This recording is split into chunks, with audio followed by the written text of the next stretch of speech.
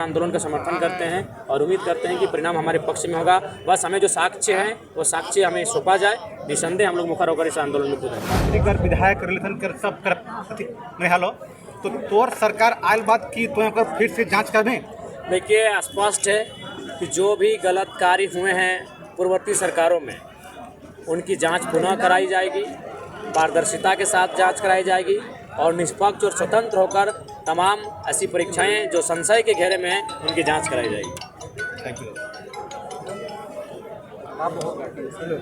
CGL की जांच होगी दादा? देखिए, नो डाउट सीजीएल रहे चाहे जेपीएससी रहे, हम लोग किसी भी मुद्दे में मौन नहीं रहेंगे। हर मुद्दों में हम लोग एक्टिव रहेंगे और इस राज्य के युवाओं के साथ, उनके भविष्य के साथ किसी प्रकार का खिलवाड़ ना हो, इस दिशा में हम लोग काम करेंगे। क्या आपकी सरकार आएगी तो 1932 लागू होगा? निसंदेह, चूँकि सबसे पहली बात है कन्विंस होना चाहिए। अब हमें जब से राजनीति में आए हैं, जो गैर राज्यों के लोग हैं वो अभी कन्विंस हो रहे हैं कि नहीं, जेन्युइन मुद्दा है, हम लोग 2 राज्यों में अधिकार लेते हैं, जो कि गलत है। सबसे पहली बात कन्विंस नहीं कर देते हैं। आज हमें उम्मीद है कि जो अगर हमारे विपक्ष में भी हैं, विरोध भी करते हैं, जब उनसे मुखातिब होते हैं, अपनी बातों को रखते हैं तो उनमें हम लोग कन्विंस कर लेते हैं। और चूँकि झारखंड की जो मांग है, झारखंड की जो ज़रूरत है वो स्थानीयता है। स्थानीयता के आधार पर ये बैरियर लगना चाहिए, नहीं तो क्या होगी, यहाँ की परंपराएं, यहाँ की संस्कृति सब धूमिल हो जाएंगी और यहाँ के लोग कहीं ना कहीं गौन हो जाएंगे। तो इरफान अंसारी जी, जिस तरह से जो है जैसे सीजीएल को लेकर आपके केंद्रीय वरीय उपाध्यक्ष ने 3 दिन का महाआंदोलन का ऐलान किया आज ही के दिन, किस तरह से समर्थन दीजिएगा छात्र? देखिए, वो हमसे बातचीत हो गई, उनको हम लोग रांची का जो भी कार्यक्रम होता है सबका एक हम लोग जिम्मा दिए हैं। हजारीबाग में होता है तो हजारीबाग की एक टीम है, रांची में हमारी एक टीम है। चूँकि देखिए, अब हम लोग का भी संगठन पूरा जिला स्तरीय नहीं, राज्य स्तरीय संगठन है। इस राज्य में हम लोग को हर एक मुद्दों में देखना पड़ता है, तो इसलिए का भौगोलिक सीमा के आधार पे हम लोगों ने आंदोलन को एक नेतृत्व के रूप में एक टीम को तैयार किया है और हम लोग हर एक आंदोलन का समर्थन करते हैं और उम्मीद करते हैं कि परिणाम हमारे पक्ष में होगा। बस हमें जो साक्ष्य हैं वो साक्ष्य हमें सौंपा जाए, निसंदेह हम लोग मुखर होकर इस आंदोलन में कूदेंगे। छात्रों का आरोप लगा रहे हैं कि जयराम महतो जो है सशरीर उपस्थित नहीं हो रहे। देखिए, हमें क्या, हम तो अभी जाके सशरीर उपस्थित हो जाएंगे, लेकिन जो छात्र आज ये कह रहे हैं, पहले उनको भी जानना चाहिए कि उनके जो संचालक हैं, जिनके नेतृत्व में उन्होंने आंदोलन किया था, नाम बताने की आपको आवश्यकता नहीं है, उन्होंने खुद लाइव में आकर कहा था कि कोई पॉलिटिकल लीडर नहीं आएंगे। तो भाई आखिर हम लोग भी तो बंधे हैं, हमारी एक पार्टी अब बन चुकी है, अब हम लोग का सिंबल आ चुका है, तो हमने तो छात्रों के जो प्रोटोकॉल है उसका अनुपालन किया है। वहाँ हमको लगता है 10 में 3 जो छात्र हैं वो हमारे जेल कैंप के सदस्य हैं। उनका खुद का सबने लाइव में आके कहा था कि किसी प्रकार से कोई पॉलिटिकल पार्टी यहाँ इंटरफेयर नहीं करेगी, तो इसलिए उनके आंदोलन को हम लोग अपने स्तर से बैक सपोर्ट करेंगे। हम लोग जिला स्तरीय प्रदर्शन करने जा रहे हैं 1-2 दिन में और इसके लिए हमने जिला अध्यक्षों की एक मीटिंग में बुलाई है। जल्द ही हम लोग सीजीएल के जो परीक्षा में गड़बड़ी है उसको लेकर जेल कैंप अपने अलग स्तर से आंदोलन करने जा रहे हैं। आंदोलन का नेतृत्व आप लोग कीजिएगा सीजीएल का? जी, हम लोग स्वयं करेंगे। लोगों के लिए छात्र तो अपनी जगह कर ही रहे हैं, जेल कैंप अपने स्तर से आंदोलन करेंगे। आज अपने गुना भगत जी का जो है क्या पूरा क्लियर हो गया? जी, हमारे 7वें प्रत्याशी घोषित किए जा चुके हैं मांडर विधानसभा से। नेक्स्ट लिस्ट कब तक आएगा?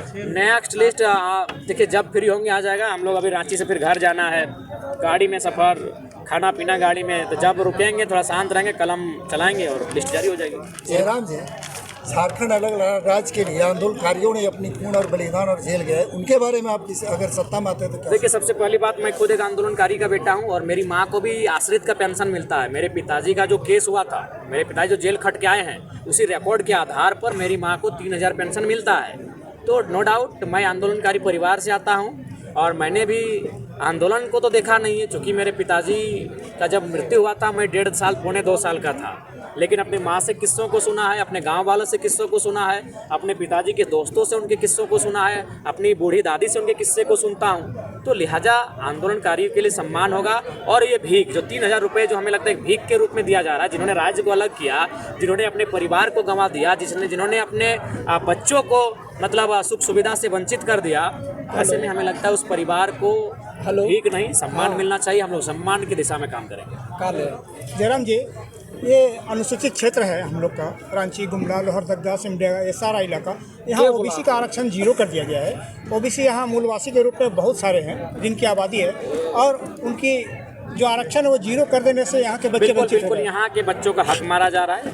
देखिए सब मेरा मानना है कि सबको उनके अनुपात में अधिकार मिलना चाहिए, चाहे वो एसटी वर्ग से आए, एससी वर्ग से आए, ओबीसी वर्ग से आए या जनरल वर्ग से आए। तो झारखंड राज्य में सत्यता है कि ओबीसी वर्ग को सरकार का जो जिला रोस्टर था उसमें उनका बिल्कुल सीधे सीने में खंजर घोंपा गया है। इसको हम लोग सुधार करेंगे और उनके अनुपात में जिला के रोस्टर को पुनः लागू किया जाएगा और किसी भी जिले में ओबीसी तो शून्य हो ही नहीं सकता है। जयराम जी, आपने डुमरी सीट पे चुनाव लड़ने का जो है घोषणा कर दिया है, लेकिन आपने भाषणों के दरमियान ये कहते थे कि जगन्नाथ दाह का हम सम्मान करेंगे। तो सम्मान किए हैं जी, आजीवन सम्मान किए।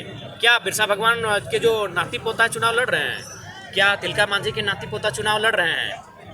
अरे भाई, लोकतंत्र का मतलब क्या होता है कि ठीक है, तब तो आप किसी दिन हेमंत सोरेन की मत बुराई कीजिए, क्यों करना हो? किसी आंदोलनकारी के पुत्र हैं, तब तो आयसू की भी बुराई मत कीजिए, वो आंदोलन से उपजी हुई पार्टी है। ये भावनाओं से बाहर आइए। भावना का मतलब क्या होता है? उस परिवार की मदद करना। विधायक बनाना भावना नहीं होता है। चलिए ठीक है दादा। सूर्य सिंह बेसरा बोलते हैं कि टाइगर जो है युवा का भ्रम फैला रहा है, गलत राह में लेके जा रहा है, इस पर आप क्या कहते हैं? देखिए, सबसे पहली बात हमें लगता है कि उनकी जो पॉलिटिक्स है वो 1985 वाली है, हमारी पॉलिटिक्स 2024 वाली है। तो 15 और 24 से 39 लगभग 40 साल का अंतर है, तो इसलिए थोड़ा सा वो अंतर को समझ नहीं पा रहे हैं। वो उस दौर में थे जब फ्री हिट नहीं था, वो उस दौर में थे जब आपका मतलब ये 2020 का दौर नहीं था। तो ये दौर बदल चुका है। उनको बोलिए आपने अपने समय को समझा, इस समय को समझने में भूल कर रहे हैं। इरफान अंसारी बोल रहे थे कि मेरे ऊपर टिप्पणी ना करें। तो टिप्पणी किसे ने करेंगे? वो मंत्री हैं, सवाल का जवाब मांगेंगे, 10 लाख की साड़ी का हिसाब मांगेंगे। जब जब हम तरह जाएंगे उनसे सवाल का हिसाब मांगते रहेंगे, जब तक वो नहीं बताएंगे 10 लाख की साड़ी कहाँ रखे हैं।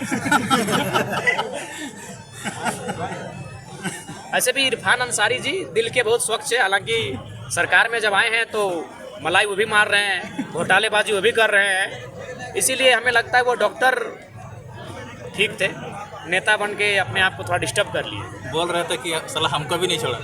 किसी को नहीं छोड़ेंगे तो क्या। और एक ऐसा शख्स है इरफान अंसारी, अगर आप टेंशन में हैं तो उनके वीडियो को देखिए, थोड़ा सा टेंशन कम हो जाएगा। इरफान जी को कोई भी ऐसे सीरियसली उनके वीडियो को कोई वॉच नहीं करता, कोई भी रहे।